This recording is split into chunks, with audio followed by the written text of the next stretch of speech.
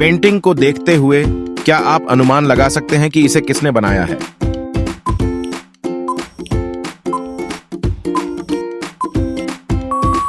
यदि आप बारीकी से देखते हैं तो तीसरे व्यक्ति का रंग पैलेट कलाकृति से मेल खाता है। उसने पेंटिंग बनाई। पहेली 2। जांचों के बावजूद ड्रग्स तस्करी उग्र हो गई थी। डिटेक्टिव मेहुल को तस्कर को खोजने के लिए कहा जाता है।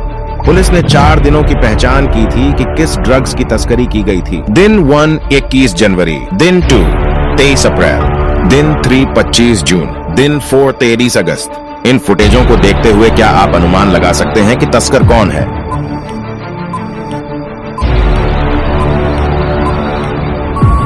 जनवरी से अगस्त तक गर्भवती महिला एक ही दिखती है।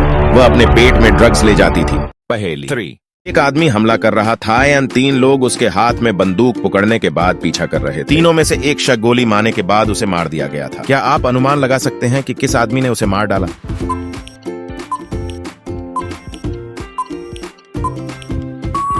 विकल्प 8 हथियार है। वह है जिसने गोली चलाई थी क्योंकि उस पर धुआं देखा जा सकता है। पहेली 4। आज सुबह उनके कमरे में मार्क का शव मिला। उनकी पत्नी तुरंत डिटेक्टिव मेहुल को बुलाती है। मेहुल अपराध स्थल पर आता है और पत्नी से पूछताछ करता है। पत्नी: जब मैं कमरे में आया तो मैंने उसे मृत पाया। मैंने किसी को सूचित नहीं किया। हत्या के समय सदन में 2 लोग मौजूद थे। मेहुल मार्क के बारे में दोनों से पूछता है। माली: सर बहुत अच्छे व्यक्ति थे, वह हमारी देखभाल करते थे। कुक: मैं सर के बारे में ज्यादा नहीं जानता, सिवाय इसके कि वह भोजन का शौकीन है। माली ने कहा: सर बहुत अच्छे इंसान थे। उन्हें कैसे पता चला कि मार्क की मृत्यु हो गई जब मार्क की पत्नी ने इसके बारे में बात नहीं की? इसका मतलब माली ने ही मर्डर किया है। पहेली 5। रोहन स्कीइंग के लिए बाहर चला गया। जब वह घर लौटा तो उसने पाया कि किसी ने उसके घर से मूल्यवान चीजें चुरा ली। जासूस मेहुल को घर के बाहर चोर के पदयात्रा मिला। उन्होंने रोहन के रिश्तेदारों पर संदेह किया और उनसे पूछताछ की। रोहन के चाचा ने कहा: मेरी चोटों के कारण मैं एक व्हील चेयर का उपयोग करता हूँ। मैं नहीं चल सकता, मैं कैसे चोरी कर सकता हूँ? उनकी बहन ने कहा: मैं उस दिन अपने घर पर थी, मुझे कुछ नहीं पता। उनकी चाची ने कहा: मैं उस दिन क्रिसमस की पूर्व संध्या के लिए अपने घर को सजा रही थी। क्या आप अनुमान लगा सकते हैं कि चोरी किसने करी है?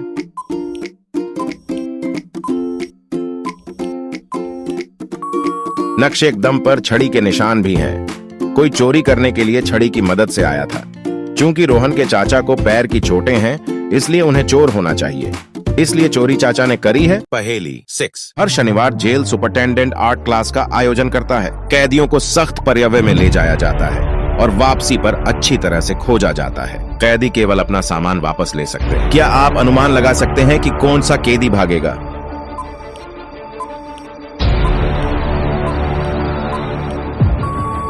कैदी बी अपने कपड़ों को हरे रंग का कर लेगा, जो गार्ड के समान होगा।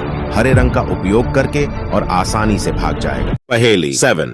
टीना एक बहुत प्रसिद्ध अभिनेत्री थी, लेकिन वह बहुत सारे घोटालों में फंस गई। एक दिन उसका शव उसके घर पर पाया गया। घटना स्थल को देखते हुए क्या आप अनुमान लगा सकते हैं कि क्या यह हत्या या आत्महत्या थी?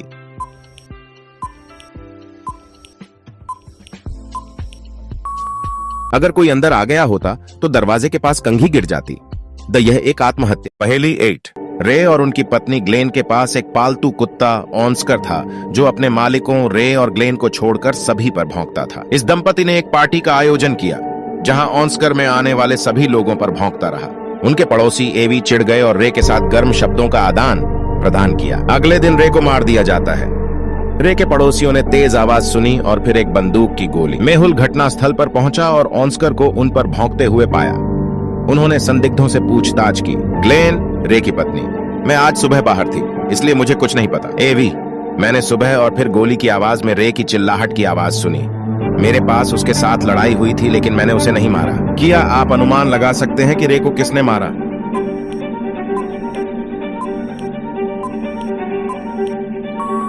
पड़ोसियों ने केवल बंदूक और चीख की आवाज सुनी थी, न कि ऑन्स्कर की भौंकना, जिसका अर्थ है कि कोई नया व्यक्ति घर नहीं आया था।